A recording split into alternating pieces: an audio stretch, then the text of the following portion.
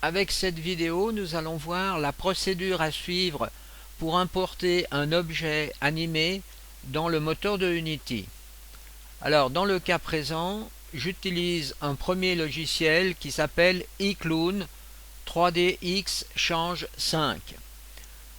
Grâce à ce logiciel, que j'ai déjà expliqué d'ailleurs dans des vidéos ultérieures, on peut facilement aller chercher des objets sur Internet grâce à l'application Google 3D Various.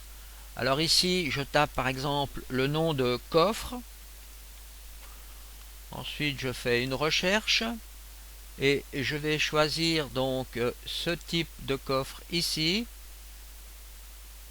celui-là. Donc là, nous avons un exemple du coffre, du modèle. Alors il suffit de faire download. Vous chargez donc ce fichier dans un répertoire de votre choix. Donc ensuite vous obtenez donc ce modèle. Et maintenant nous allons l'exporter au format FBX. Alors je laisse ici tout ceci par défaut car je vais devoir passer encore à travers un autre logiciel du type 3ds Max. Alors donc je sauve ce coffre dans un répertoire avec donc par défaut ici les paramètres. Ensuite j'importe ce modèle dans 3ds Max et ensuite je vais devoir faire peut-être un peu de travail dessus, c'est-à-dire que je vais grouper des parties donc de l'objet. Alors là j'ai appelé ça fond du coffre et là couvercle. Ensuite je fais bien attention à la position des pivots pour chaque objet pour pouvoir effectuer une rotation du coffre, vous voyez, comme ceci. Voilà. Donc je crée des clés d'animation. Alors de 0 à 50 par exemple, j'aurai l'ouverture du coffre et de 50 à 100, j'aurai la fermeture du coffre. Ensuite, j'exporte au format FBX. Alors, je mets l'endroit où je veux exporter donc le coffre. Alors, je vais utiliser cette partie ici, donc qui existe déjà. Ensuite, dans les paramètres d'export, vous faites bien attention que animation soit cochée. Et là, l'animation va de 0 à 100, donc c'est le nombre de clés d'animation. Ensuite, vous n'oubliez pas que Embedded soit coché ici, ce qui veut dire que les matières vont être aussi exportées. Ensuite, vous pouvez lancer l'exportation. Maintenant, dans Unity, vous créez donc un répertoire préfab, s'il n'est pas créé.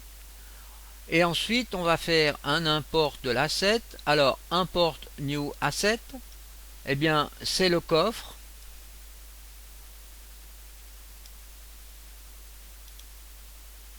Qui se trouve ici. Alors, on fait import.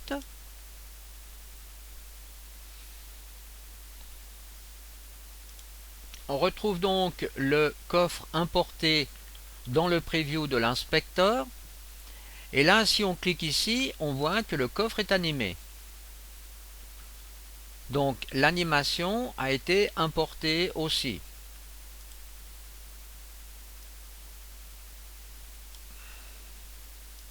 Encore une chose qui a son importance, il faudra donc que votre objet soit par rapport à l'axe XYZ au centre du monde.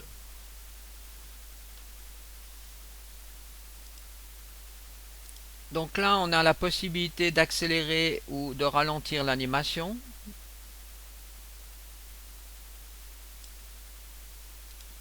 Maintenant, nous devons définir deux états. Un état d'animation ouverture du coffre et un état d'animation fermeture du coffre. Eh bien, ceci se fait à cet endroit. Donc ici, vous voyez, vous avez le modèle. Là, vous avez l'animation. Et bien sûr, import animation doit être coché pour que l'animation soit importée.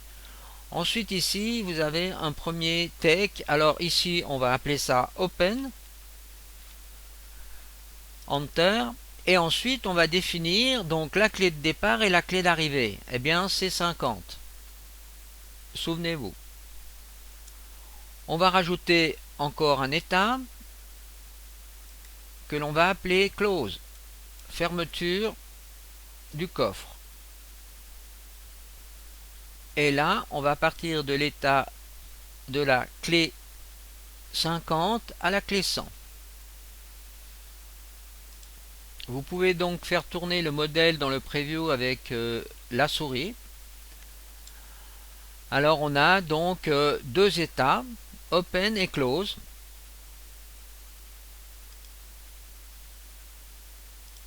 On peut encore tester ici les états. Alors je sélectionne Open. Je fais Preview, ouverture du coffre, Close, Preview,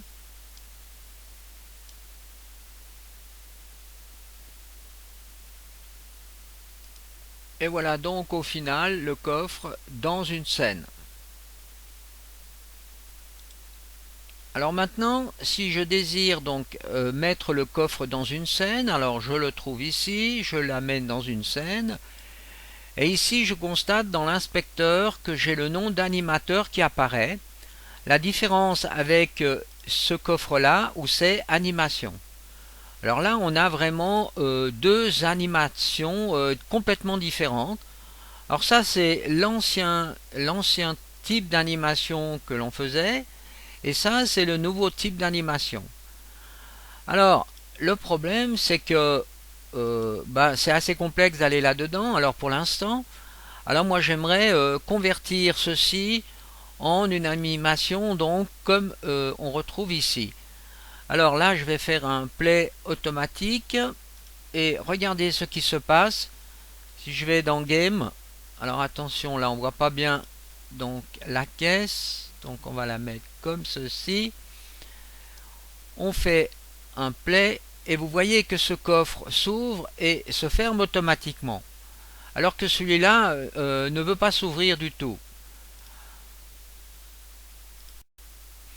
Alors je vais commencer par procéder de la façon suivante. Je vais déjà supprimer donc l'animateur sur ce coffre. Ici je fais Remove Component et je fais un Add Component et je cherche Anime et je rajoute donc ce type de composante animation. Alors maintenant, eh bien, il faut que je mette là le type d'animation que je veux effectuer. Eh bien, ici, on a Open Coffre et Close Coffre que l'on a donc généré avant. Alors, je fais comme ceci, je fais ici, je vais faire Open Coffre. Alors, animation size, je mets 1 pour commencer. Open coffre ici. Alors, il semblerait que tout doit jouer automatiquement. Là, je suis bien sur Play automatique. Je lance de nouveau le jeu. Et je constate que le coffre ne veut toujours pas s'ouvrir. Alors pour moi, c'est un mystère, mais j'ai résolu le mystère en passant par en détournant donc l'animation. Je procède de la façon suivante. Alors ici on a un nouvel outil qui s'appelle animation, donc c'est cette fenêtre qui est ici. C'est un éditeur d'animation interne qui nous permet de faire énormément de choses. Alors nous allons l'utiliser pour corriger l'ouverture de ce coffre. Alors première chose, je vais intégrer donc la fenêtre à cet endroit. Maintenant vous voyez, si je clique ici sur ce coffre, eh bien j'ai le coffre qui apparaît avec les différentes animations déjà disponibles sur ce coffre, donc opening et closing. Alors maintenant je sélectionne plutôt ce coffre, c'est celui-là que j'aimerais donc modifier. Alors pour modifier, je vais dans la partie donc haute, le coffre ici, je vais dans Transform Alors là, vous voyez, vous pouvez changer la rotation donc par rapport à l'X, la rotation par rapport à l'axe des X du couvercle ici, et créer une animation différente en créant des clés d'animation. Alors ici j'ai déjà créé donc des animations que j'ai appelées Anim Coffre Open et Anim Coffre Close, que j'ai créé donc avec cet éditeur d'animation. Alors pour créer ici à l'intérieur donc une nouvelle animation, on fait créer un new clip, on donne un nom à ce clip. Alors là je l'ai appelé Anim Coffre Open pour donc ce premier clip, et vous voyez j'ai joué ici sur la rotation donc de cette partie du coffre. Alors après avoir créé donc un nouveau clip d'animation que j'ai appelé Anim Coffre Open, et bien vous voyez donc j'ai modifié la rotation ici de l'axe des X. Alors ici on a une première rotation sur la clé 0, et ensuite on a une deuxième rotation sur la clé bien après 0 à la clé 50 ici. Et pour créer des clés d'animation, il suffit simplement de faire ceci, de faire add keyframe, et ensuite vous changez donc la valeur donc du point de la keyframe en agissant, vous voyez ici à cet endroit, vous changez la valeur. Alors là si je me mets en 0, vous voyez que cette valeur violette est de moins 30 et ici elle est de moins 90. Donc ce qui nous donne cette animation là. Alors ensuite on fait la même chose avec un nouveau clip close, et là eh bien je suis en sens inverse. Voilà, j'ai donc animé mon coffre avec cette technique d'animation. Alors je rentre pas plus en détail là-dedans, mais c'est un outil extrêmement pratique. Alors n'oubliez pas de cocher ici, donc quand vous voulez créer une animation, de cliquer sur ce bouton rouge pour créer des clés et créer une nouvelle animation.